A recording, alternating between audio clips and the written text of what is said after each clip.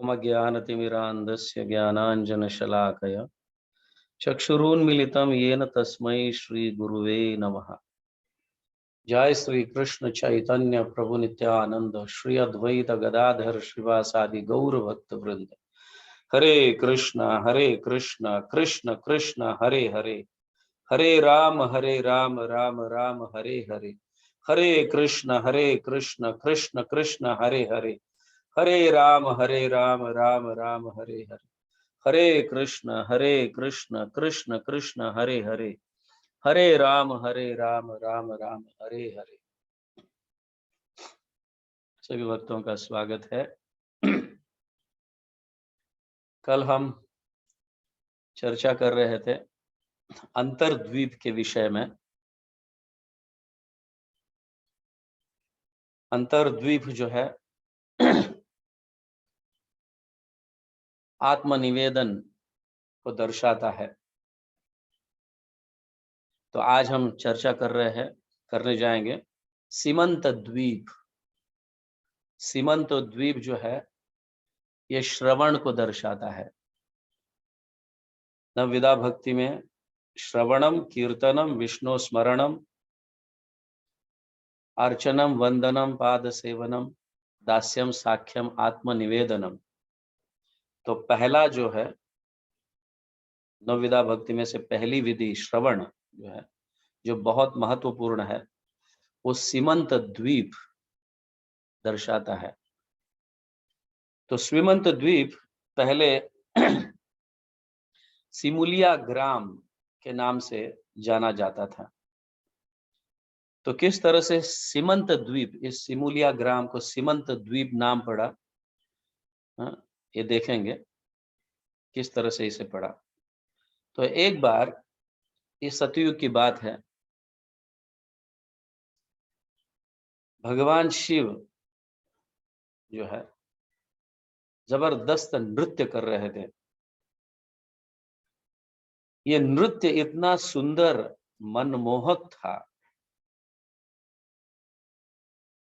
हिमालय में, काशी में भगवान शिवजी नृत्य कर रहे हैं और नृत्य करते करते ये आनंद में इतना डूब जाते हैं कि ऐसे कहा गया है कि उनके शरीर के सारे वस्त्र जो है नीचे गिर जाते हैं और शिवजी दिगंबर बन जाते हैं। और फिर भी सब कुछ, पूरी दुनिया को या बाह्य इसको भूलकर भगवान श्री चैतन्य महाप्रभु का नाम का उच्चारण जोर जोर से कर रहे हैं। हे गौरांग, हा गौरांग, हरे कृष्णा कृष्ण कृष्ण हरे हरे, हरे राम राम राम हरे हरे। इस तरह से शिव जी नृत्य करते हुए और गाते हुए भगवान चैतन्य महाप्रभु के नामों का उच्चारण करते करते नृत्य करते रहते, और नृत्य इतना आनंदमय होता है। ये पार्वती देखती है कि ऐसा नृत्य मैंने कभी देखा नहीं। जब मेरे पति शिवजी नृत्य करते हैं तो पूरा ब्रह्मांड नष्ट होने लगता है, प्रलय होने लगता है, भूकंप आने लगता है, अग्नि ज्वाला जमीन से आने लगती है, सब मतलब सुनामी आने लगता है, पूरा बाढ़ आने लगता है। लेकिन ये नृत्य जो अब मेरे पति कर रहे हैं तो इतना आनंदमय है, मनमोहक है। और ये कौन है गौरांग जिनका वो नाम लेकर कीर्तन कर रहे हैं? इस तरह से पार्वती सोचते अपने पति को जगाती है, हिलाती है हाथ पकड़कर, ये क्या चल रहा है, अपनी अवस्था तो देखो। और कौन है ये गौरांग जिनका आप नाम लेकर कीर्तन कर रहे हो, नृत्य कर रहे हो? तो शिवजी के नेत्रों में से भरपूर अश्रु पानी आने लगता है, आंसू आने लगते हैं और वो शांत हो जाते हैं और फिर धीरे से आंखें खोलते हैं और पार्वती को अपने बाजू में बिठाकर कहने लगते हैं, हे पार्वती, कलयुग के लोग कितने भाग्यशाली है, इस तरह से शिवजी पार्वती को कह रहे हैं, कलयुग के लोग कितने भाग्यशाली है, और खास करके इस कलयुग के लोग। अब भगवान श्री कृष्ण राधा रानी का भाव लेकर चैतन्य महाप्रभु गौरांग का रूप या गौरांग के रूप में अवतरित होंगे और इस कलयुग के लोगों को प्रेम दान करेंगे। किसकी योग्यता है नहीं है ये देखेंगे नहीं, लेकिन प्रेम दान करेंगे। इतना औदार्य भगवान मैंने देखा नहीं। भगवान के अन्य अवतारों में सबसे औदार्य या उदार भाव जो है चैतन्य महाप्रभु का है, और ये चैतन्य महाप्रभु और कोई नहीं, स्वयं कृष्ण है। राधा रानी का भाव लेकर, एक भक्त का भाव लेकर प्रकट हो रहे हैं और भक्त के भाव को मतलब खुले आम उसका विस्तार कर रहे हैं, वो दान कर रहे हैं, प्रेम का दान कर रहे हैं। हे पार्वती, आप और कोई नहीं हो, श्रीमती राधा रानी के हाँ अंश के अंश के अंश का विस्तार हो स्वयं तुम। श्रीमती राधा रानी के अंश का विस्तार हो तुम। इस तरह से शिवजी ये दर्शा रहे हैं कि उनकी पत्नी भी जो है स्वयं, वो और कोई नहीं है, भगवान के अंतरांग शक्ति श्रीमती राधा रानी के अंश का विस्तार है। तो वैसा देखा जाए तो पति का अर्थ ये नहीं कि पत्नी को भोगना। पति का अर्थ है जिनके अंडर में है उन सभी की रक्षा करना, जो जो उनके अंतर्गत है उन सभी की रक्षा करना। रक्षा करना मतलब पति, भोगना नहीं। तो शिवजी भी जानते हैं कि ये श्रीमती राधा रानी के अंश का विस्तार है, और भगवान ने मेरे अंतर्गत उनकी सेवा के लिए उन्हें भेजे हैं। तो ये प्रॉपर्टी या ये मेरी पत्नी जो है, एक्चुअली इसके पति कौन है? भगवान श्री कृष्ण है, क्योंकि ये सब भगवान श्री कृष्ण की प्रॉपर्टी है। और हम सब जीवात्मा भी या हम सब जीवात्मा के पति भी जो है वो भगवान श्री कृष्ण है। हमारे पत्नी के भी पति भगवान श्री कृष्ण है, क्योंकि वही सबकी रक्षा करते हैं, वही सबके मूल पति वही है। तो इस तरह से शिवजी के मुख से सुनने के बाद शिवजी ये कहने लगते हैं कि मैं अब इस काशी को, वाराणसी को त्याग कर जाऊंगा और नवद्वीप में मैं भजन करूंगा नवद्वीप में।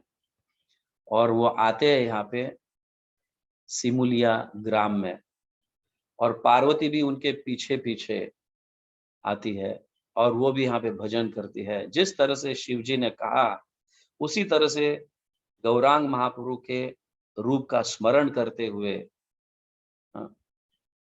ध्यान करती है या भजन करती है। तो जैसे ही भजन परिपक्व हो जाता है और तब गौरांग महाप्रभु सामने प्रकट हो जाते हैं, सामने प्रकट होते हैं और देखती है पार्वती की कितना सुंदर स्वरूप है इस भगवान का, मतलब चैतन्य महाप्रभु का। पीतांबर वस्त्र पहने हुए है, गले में सुंदर माला है, उपवस्त्र है, घुंघरेलू बाल है, उनके भुजाएं घुटनों के नीचे तक है।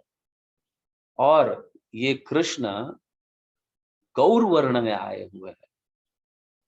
कृष्ण श्याम वर्ण है, लेकिन इस समय अवतरित हुए हैं गौर वर्ण में।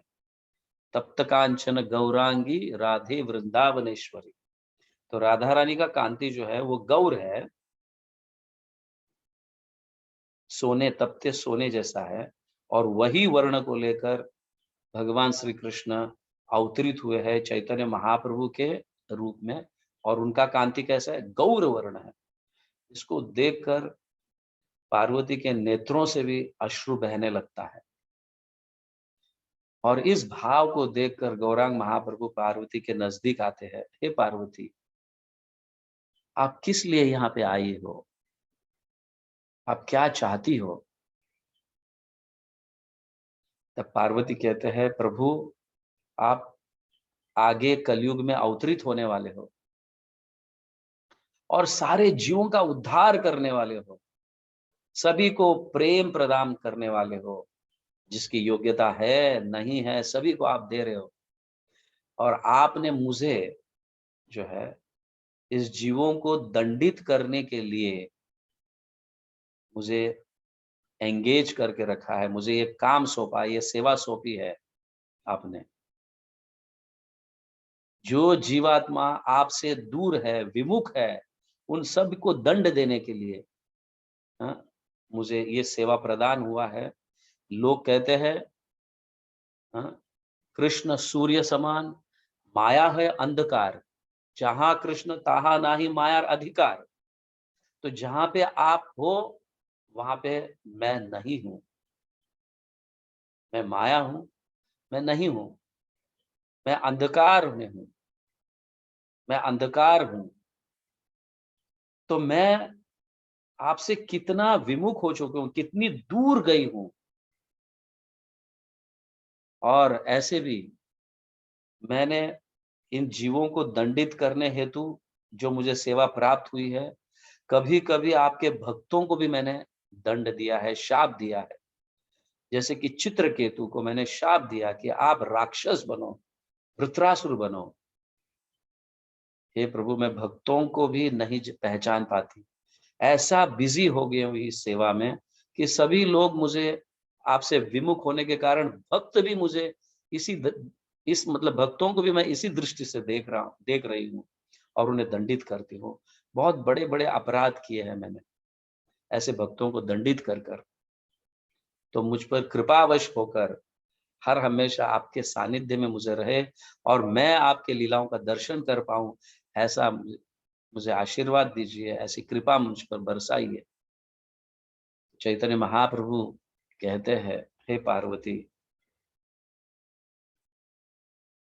मेरी अंतरांग शक्ति जो है वो 2 भागों में विभाजित हुई है। मतलब श्रीमती राधा रानी के अंश 2 भागों में विभाजित हुए हैं।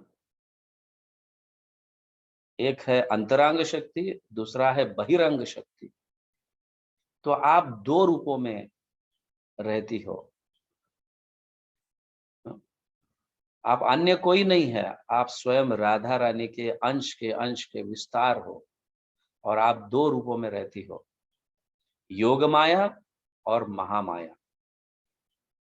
योग माया के रूप में सदैव आप मेरे लीलाओं में सहायता करती हो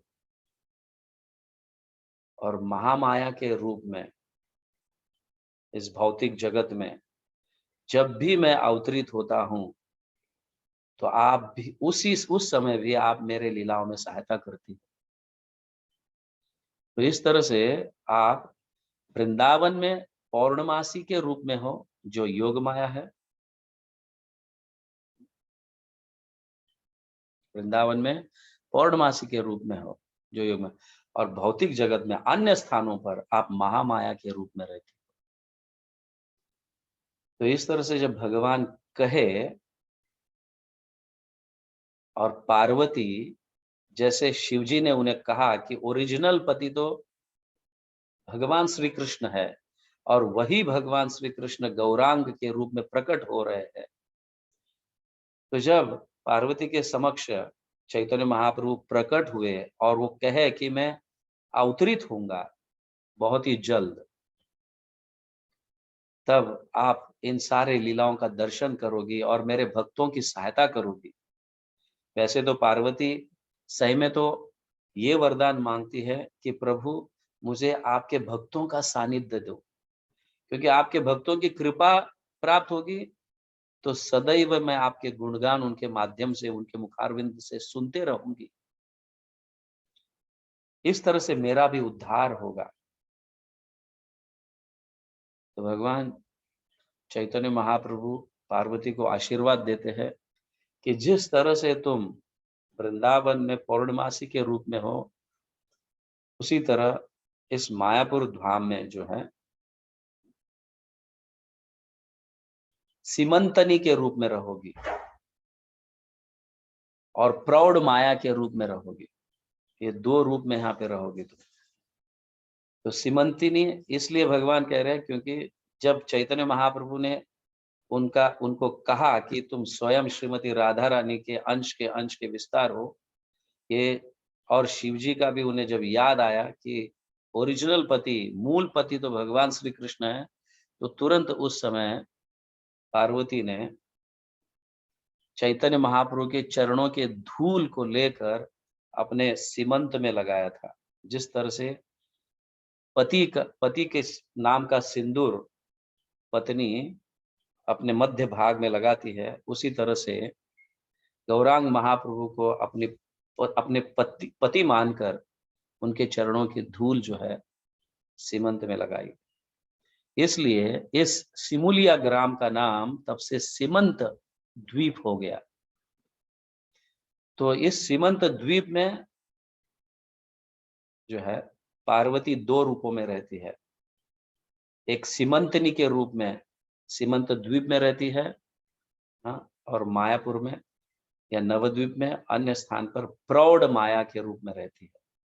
और नित्य वहां पे प्रौढ़ माया के रूप में नित्य वहां पे भगवान के भक्तों के मुखारविंद से गौरांग महाप्रभु के गुणगान का श्रवण करती है, क्योंकि ये श्रवण द्वीप है। यहाँ पे सीमंत द्वीप में भी यहाँ पे श्रवण करती है गौरांग महाप्रभु। तो इसलिए यहाँ पे इस द्वीप का नाम वहाँ सीमंत द्वीप, और यह श्रवण को दर्शाता है। ये सुंदर लीला है।